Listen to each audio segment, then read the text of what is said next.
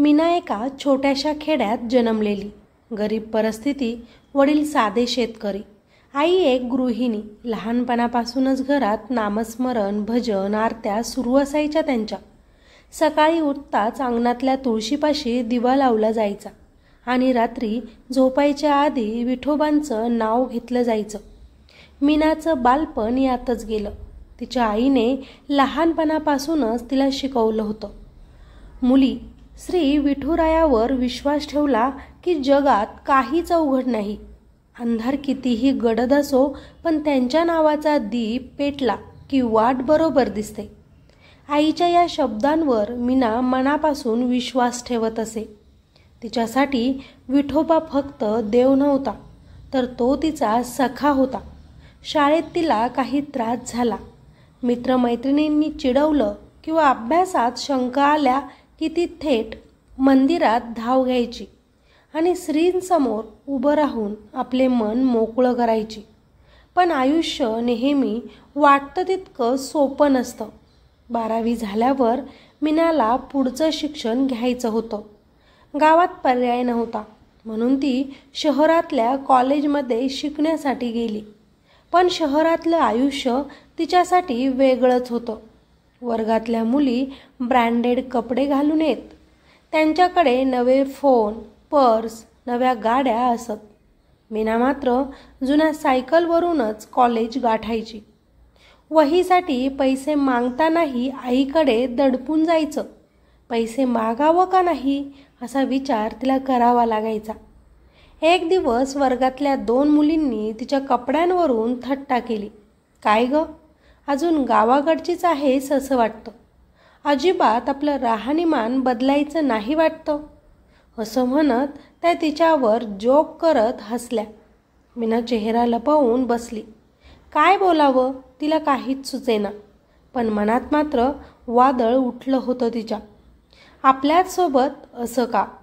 त्या दिवशी संध्याकाळी ती थेट विठुरायाच्या मंदिरात गेली आणि आरती चालू होती. पण तिच्या डोळ्यांतून पाणी काही केल्या थांबत नव्हतं. डोळे मिटून ती हळू आवाजातच विठुरायाला म्हणाली, श्री, मी लहानपणापासूनच तुला माझा मित्र मानलं, पण आज मनात प्रश्न येतोय, खरंच आहेस का रे तू माझ्यासोबत? जर आहेस तर मला एवढं एकटं का वाटतंय? का मार्ग निघत नाही? का माझे प्रश्न सुटत नाहीत? तिला असे नाराज पाहून त्या क्षणीच मंदिरातील पुजारी काका तिच्या जवळ आले. त्यांनी तिच्या डोक्यावर हात ठेवला आणि शांत आवाजात तिला म्हणाले, बाळा, श्रीवर विश्वास ठेवणं म्हणजे अडचणी नाहीशा होणं नाही. श्रीवर विश्वास ठेवणं म्हणजे अडचणीच्या वाटेवर चालायला ताकद मिळणं. तू खचलीस की विठोबा तुला उचलून घेतो. श्रद्धा डगमगली तर हात सुटतो. त्यांचं बोलणं ऐकून मीनाच्या मनात तो शब्द खोलवर उतरला. दुसऱ्याच दिवसापासून तिनं स्वतःला सावरलं. सकाळी उठून श्रींचं नाव घेऊन दिवसाची सुरुवात ती करायची. कॉलेजला वेळेत जायचं. अभ्यासात जास्त मेहनत घ्यायची. रात्री झोपायच्या आधी नेहमी एकच देवाला प्रार्थना करायची, आजचा दिवस पार पडला, उद्याही माझ्यासोबत असंच राहा श्री. काही दिवसांनी तिच्या मेहनतीचं फळ दिसू लागलं. परीक्षेत ती पहिली आली. कॉलेजच्या प्राचार्यांनी तिचं कौतुक केलं आणि तिला शिष्यवृत्ती मिळाली. त्या दिवशी तिच्या आईवडिलांच्या डोळ्यात आनंद अश्रू होते. वडिलांच्या डोळ्यात दिलासा दिसत होता. आईनं तिच्या तोंडावरून हात फिरवत तिला म्हटलं, बघ मीना, विठोबा कधीच आपल्या लेकरांना एकटं सोडत नाही. खरं तर मिळालेल्या शिष्यवृत्तीमुळे तिचं पुढचं शिक्षण सहज झालं.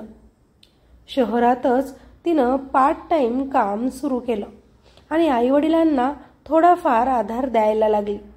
तिच्या मनात आता एक वेगळाच आत्मविश्वास निर्माण झाला. तिला जाणवलं की देवावर श्रद्धा ठेवून मेहनत केली की कुणीच आपल्याला थांबवू शकत नाही, कुणीच आपले पाय मागे खेचू शकत नाही.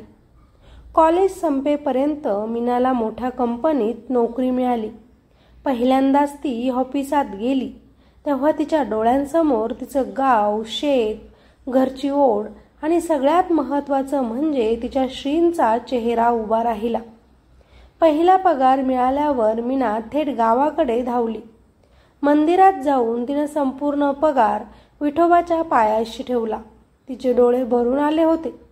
ती मनाशीच पुटपुटली, श्री, हे सगळं माझं नाही रे, हे सगळं तुझं आहे.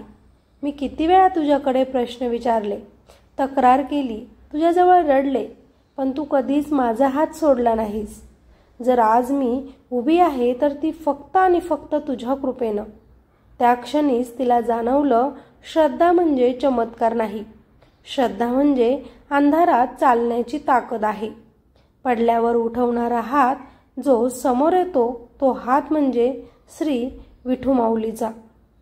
मित्र आणि मैत्रिणींनो, मीनाची कथा आपल्याला सांगते की आयुष्यात कितीही संकट आली तरी श्रद्धा डळमळू देऊ नये. ती कधीच आपल्याला सोडत नाही, आपणच मध्येच आपला विश्वास सोडतो. श्रद्धा ठेवा, मेहनत करा आणि मनातल्या प्रत्येक पावलावर विठोबाला सोबत ठेवा. कारण श्री माझा सखा आहे असं ज्या मनाने मानलं त्याला कधीच एकटं वाटत नाही. देव नेहमी त्याच्यासोबत असतो. त्यामुळे आपल्याकडे जे आहे त्यात खुश राहून देवाचं नामस्मरण करत राहावं. कुणाचं मन न दुखवता आपल्या आईवडिलांची सेवा करणे, मोठ्यांचा आदर करणे या गोष्टी आपण केल्या तर नक्कीच तो देव आपल्याला मदत करण्यासाठी धावून येतो. चांगलं कर्म केलं तर त्याचं फळ देखील चांगलंच मिळतं. कष्टाची जाणीव ठेवली, कितीही अवघड काम हाती आलं तर हार न मानता आपल्याकडून होईल तितकं ते अवघड काम सोपं करण्याचा प्रयत्न करावा. बाकी मदतीला तो देव असतोच. आपल्या नशिबात जे लिहून ठेवलेलं असतं ते नक्की होतं.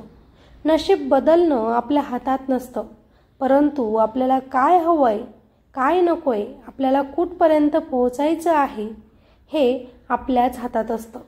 आपण जे मनोमन विचार करतो तो आपण सत्यात उतरवू शकतो. फक्त आपल्यामध्ये प्रबळ इच्छाशक्ती हवी, आपल्यात धैर्य हवा. अवघड काम देखील सोपं होऊ शकतं. आपल्याला हवंय ते सगळं मिळू शकतं. फक्त देवावर विश्वास ठेवा. बाकी ही स्टोरी जर आवडली असेल तर नक्कीच स्टोरीला लाईक करा आणि चॅनलवर नवीन असाल तर आपल्या चॅनलला सबस्क्राईब करायला अजिबात विसरू नका. भेटूया अशाच एका नवीन मार्मिक आणि हृदयस्पर्शी कथेमध्ये. तोपर्यंत स्वतःची काळजी घ्या. धन्यवाद.